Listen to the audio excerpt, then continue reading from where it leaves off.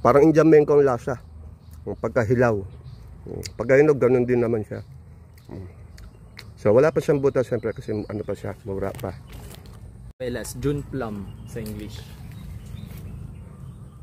Ito mga katropa ubas, may bago tayo i-release para Marco to. Ito yung Manguelas.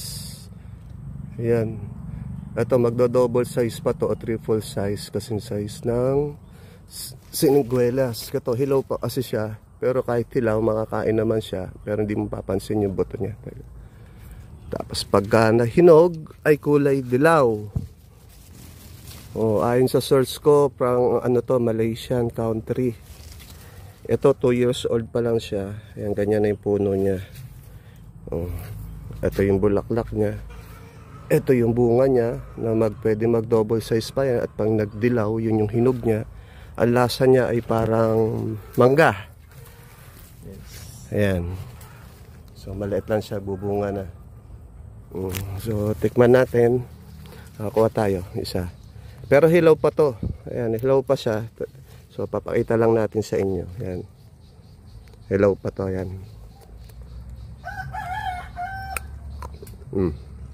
Parang Indiamenko ang lasa. Pagkahilaw. Pagkahinog, ganun din naman siya. So wala pa siyang butas siyempre kasi ano pa siya, mura pa. Parang siyang Indiamenko. So ayan lang.